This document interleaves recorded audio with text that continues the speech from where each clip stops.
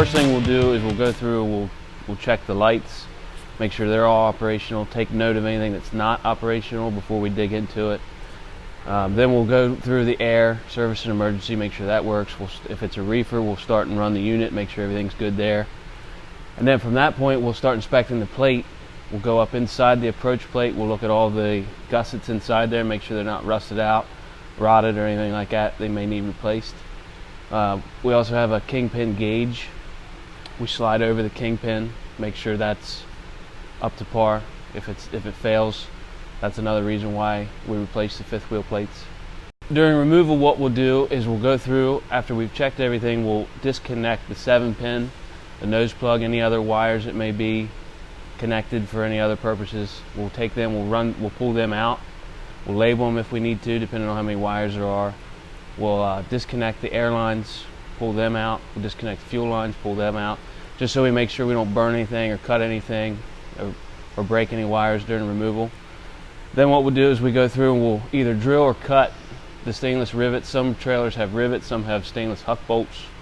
So we'll either drill them out or cut them out, depending on which is faster and how many there are.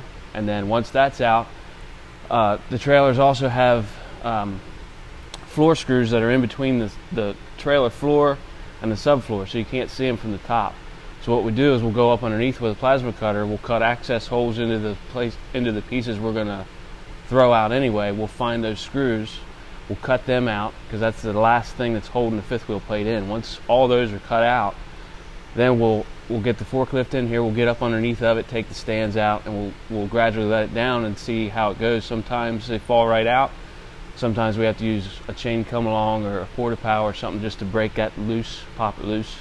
And once all that's loose, it'll all just come out in one piece. Okay, so next step would be the rebuild phase. So what we would do is once the plate's out, I'll inspect it further from what I couldn't see while it was still up inside the trailer. Mainly what we're going to inspect is the approach plate, because that's usually the only piece we're going to save. Because most of the times when they come in, the kingpin's the problem. So that's all going to get replaced anyway. So I'll go through, I'll check all the vertical supports, all the horizontal supports, everything to do with that plate. And if it's rotted or rusted out, we'll go accordingly. We'll just cut everything out. Or in rare occasions, we'll actually rebuild the entire plate from scratch. So I'll pull measurements off of the original plate and then build a new plate from those measurements and specs. And then once that's done, we'll take the approach plate, and we supply universal kingpin plates here. So what we'll do is we'll fit those together. We'll prep all the edges, we remove the paint, get everything nice and clean, bevel the edges so we get a good full pin weld in there.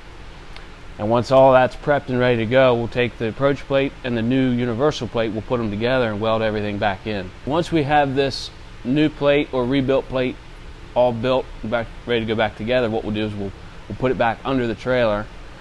So we'll test fit it with the forklift, we'll bring it up into position, make sure all the wires are ran through, make sure nothing's kinked, everything's free. And once we have it set in position, we'll put stands underneath of it, keep it in position. What I usually do is I'll just drill a couple holes through it, put some bolts in there just to make sure everything stays where it's at. And then we'll go through and we'll re-drill all the new rivet holes into it. Once that's done, we'll go through and we always put 3/8 stainless rivets back in there, because once you cut those floor screws out from factory, there's no way to put them back in, which is why we use the stainless 3/8 rivets, because that's much stronger than a bolt or an aluminum or steel rivet. Once that's back in, what we do is we'll take all the air lines, fuel lines, all the wiring, we'll reroute all that, make sure everything's nice and clean. If there's any connections that need replaced, we do all that. Make sure all the wiring's correct. We tie everything up nice and neat. And then once we're done refastening and reinstalling everything, then we'll move on to the test phase. So once we have the new fifth wheel plate installed and fastened, the next thing we'll do is we'll go through and we'll test everything. We'll test the airlines, the service and emergency side, make sure there's no leaks, no kinks, make sure the brakes function properly. We'll go through and we'll test all the lights. The last step would be we would paint it, prep it, that way we can ensure a good long life for it. Hi, my name is Larry Anders, lead technician at Utility Keystone, and this is how I help others win.